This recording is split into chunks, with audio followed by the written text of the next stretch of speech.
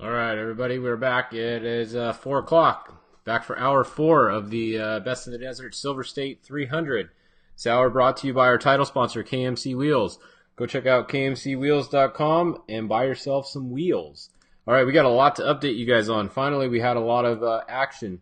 So look back over here. Number 1, Jason Voss is no longer in the lead. He was at mile 158. He was right over here at 158 for quite a long time. We're not exactly sure what happened. Justin Lofton said he went by him and he saw a little trail of something. So I don't know if they had a radiator leak or they had a rear end leak or something, but they were pulled over at 158 for a while.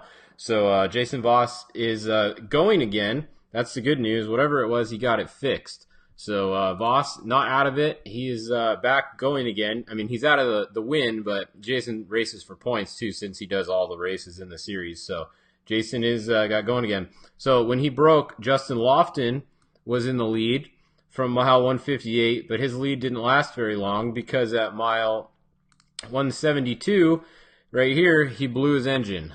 So it looked like they actually threw a rod out of it or something because there was oil all over the bottom of it, and it looked pretty messy. He actually went live on Instagram. If you guys aren't following him, you should on Instagram. It's Justin Lofton.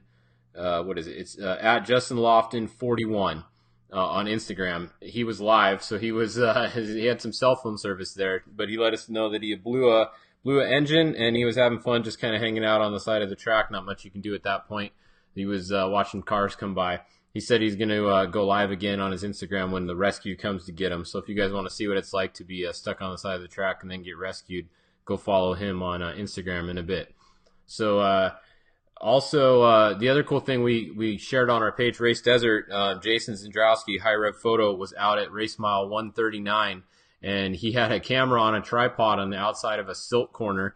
And don't worry, Jason wasn't near the camera. He had it on a tripod, but he got some pretty awesome shots, and he's still live right now. So as soon as we go off of here, go over to Race Desert's Facebook page and check out their live video. I don't know how much longer he's going to be at that spot, but he's probably going to move somewhere else a little later. But anyways, go watch that video even once he's not live. It's got some cool shots. Some cars came right up to the camera. I thought they were going to take it out a couple times.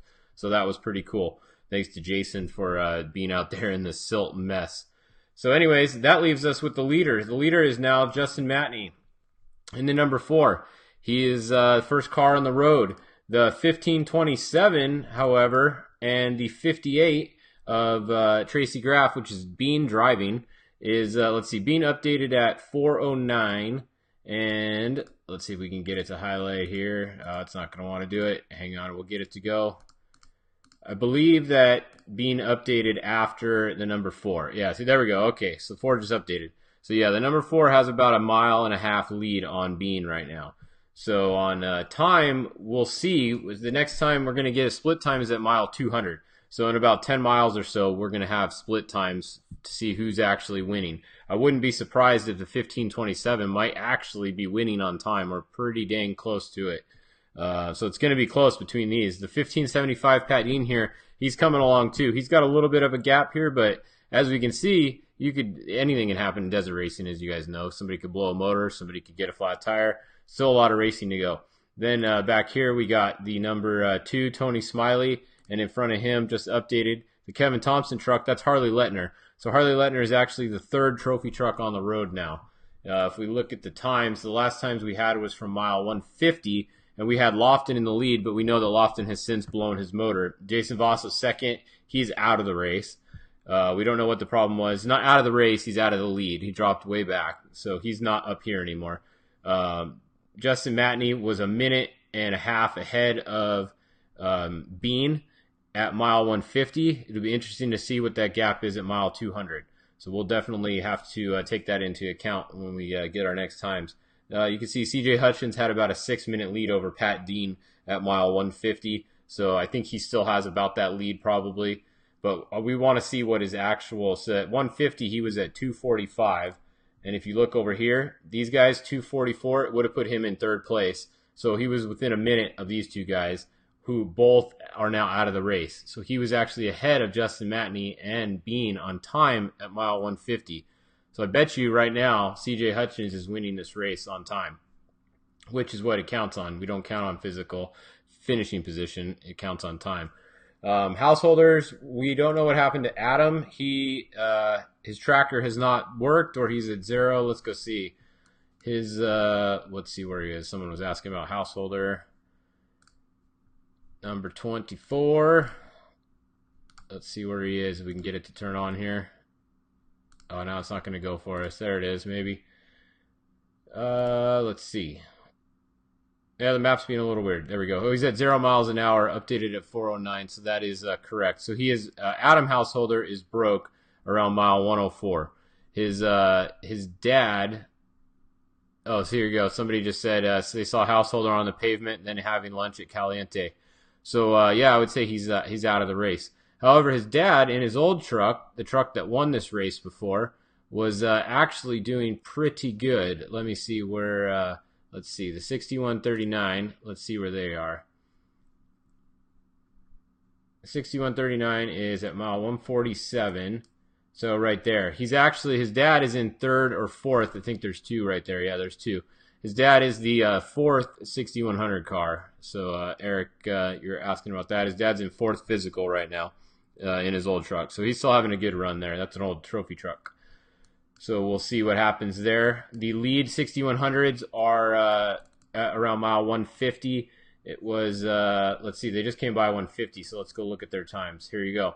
You got 2 through 150 so far. You got Corey Terry in the 6189 is the leading Class 1 car, or 6100, and then 4.5 minutes back, a little behind on time, is Ryan Millen in the 6183 in the Herbst truck. So they're the only 2 that have registered through 150. Probably any second now, these other ones, a couple more of these are going to pop up.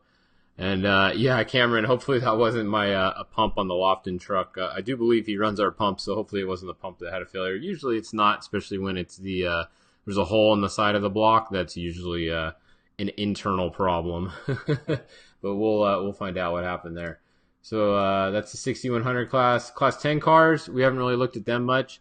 The 1001 is Brock Heger. He wins pretty much every race he does in Class 10, I think. He has a pretty sizable lead of about 4 miles or so, according to this.